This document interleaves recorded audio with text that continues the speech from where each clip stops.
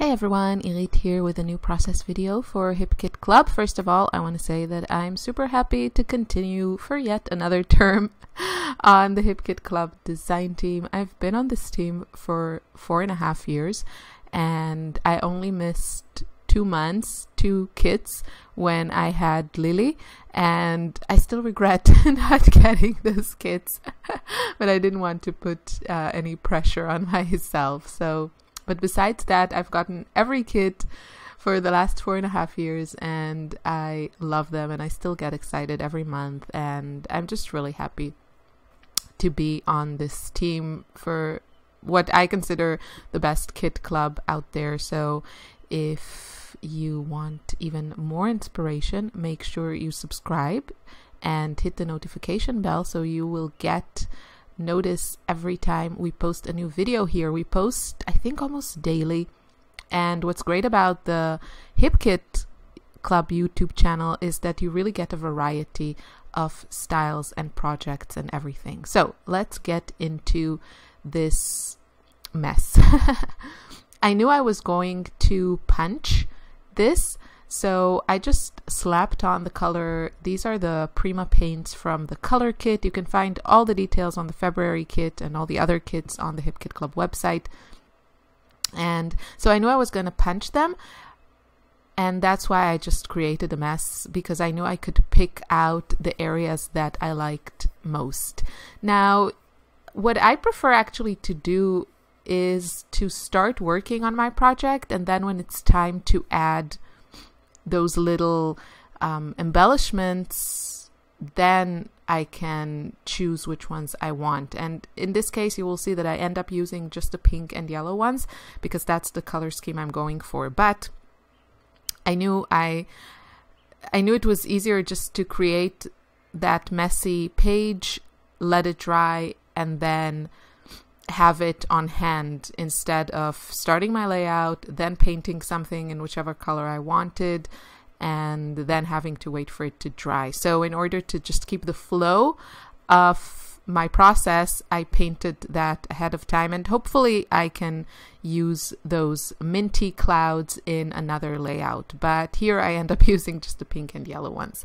So I knew I wanted to use those crate paper hearts. I love them. They're from the embellishment kit, and yeah, they're just gorgeous. So I decided to create a background with it's gonna take me some time to dip my little blending tool deep enough in the paint.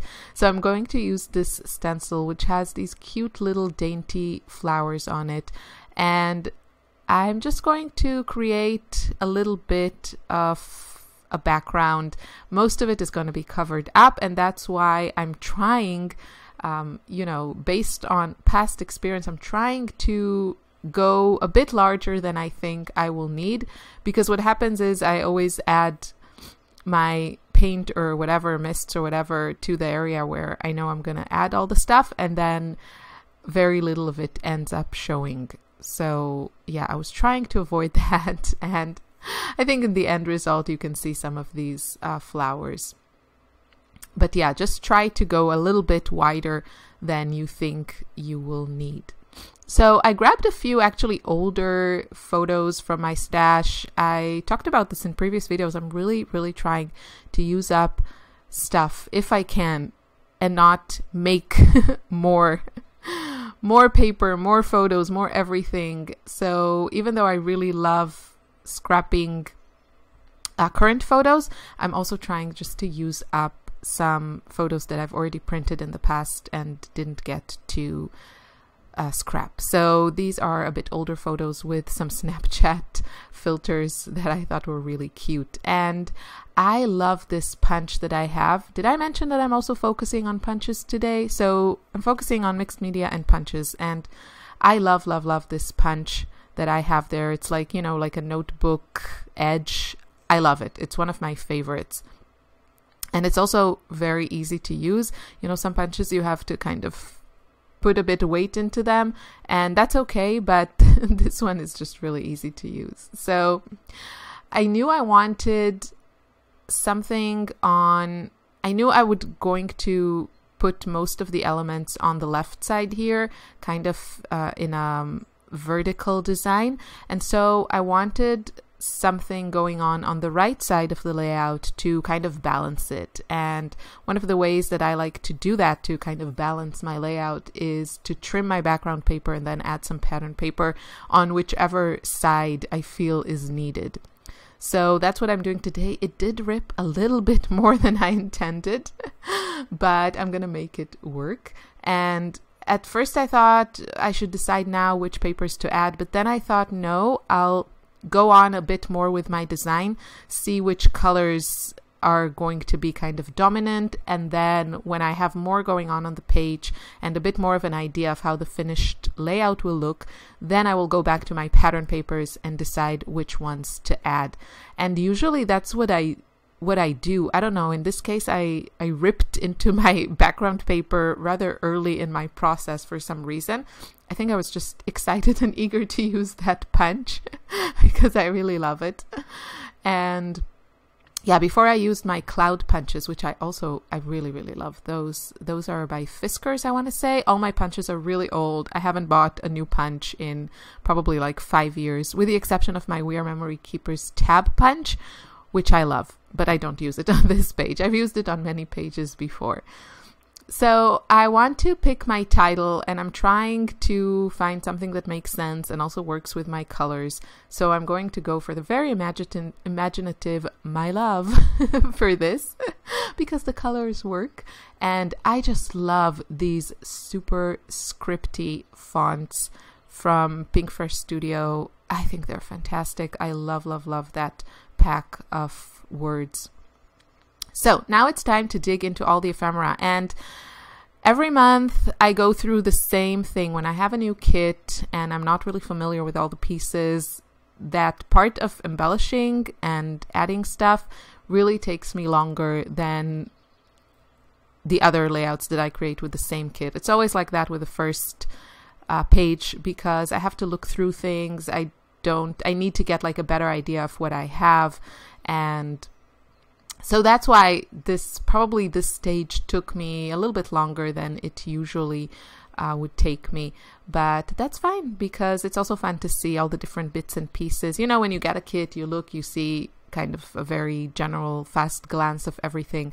But then when you're actually creating a layout, you want to know a bit more about each piece. What do you have? What do you have to work with? The color schemes, the shapes, and such. So at the top there of my photos, I used a couple of my clouds and then one of the Crate Paper puffy stickers. I love them.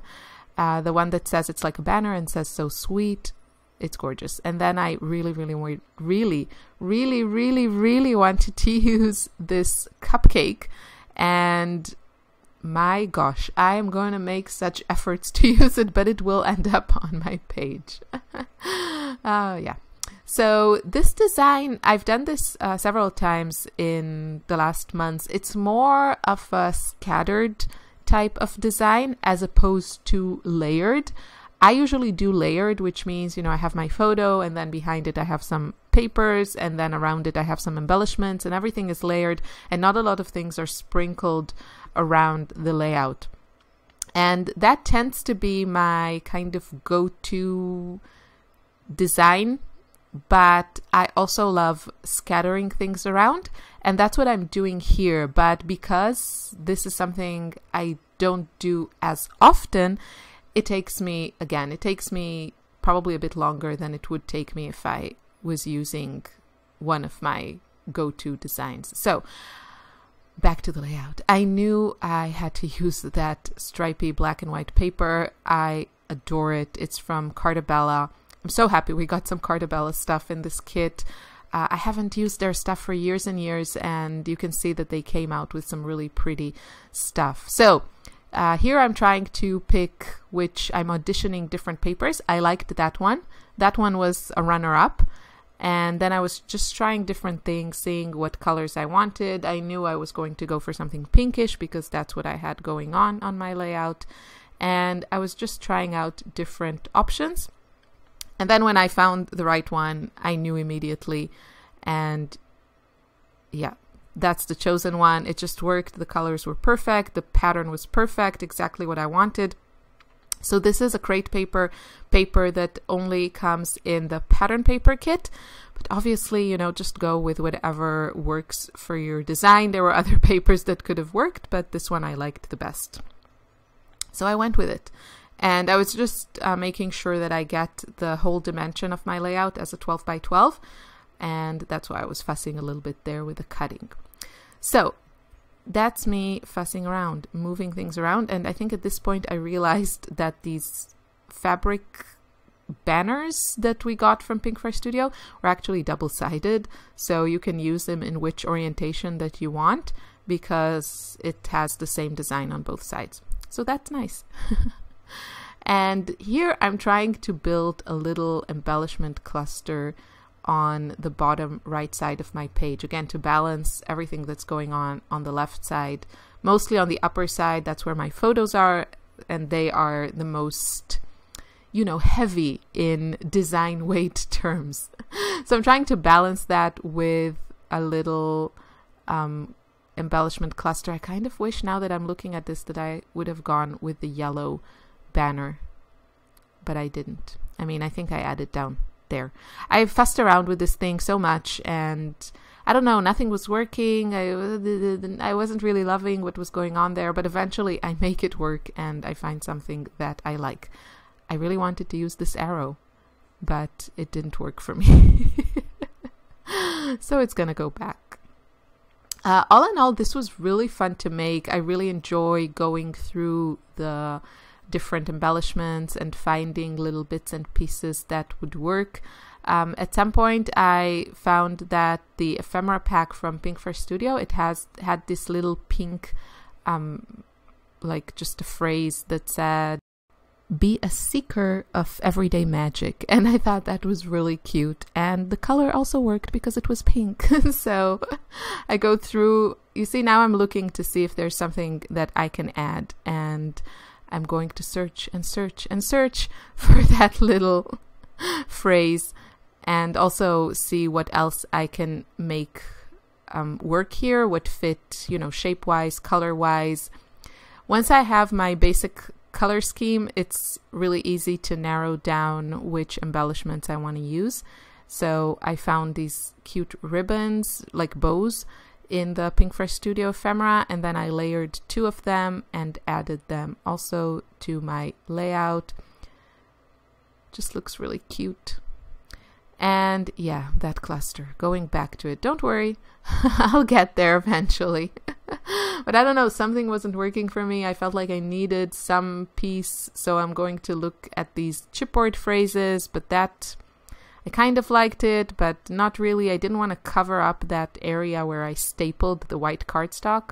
I really liked how that looked. You can see that in the close-up shots at the end. So I didn't want to cover that up. So I had to find some embellishment that would work for me there. And I end up going with another one of the frames that I used for my photos. So that really works. It looks good, and it also, repeats that design element and makes my layout look more cohesive. And the one thing that I did off camera, you will see that in the close-up shots, I think, I also grabbed my butterfly punch, which you can see on the top left corner of the screen, and punched some butterflies, and that is just the most pretty finishing touch. So yeah, you can see them on the layout here. I had so much fun making this. I hope you feel inspired to try something similar. Have a wonderful day. Thanks for watching. Bye.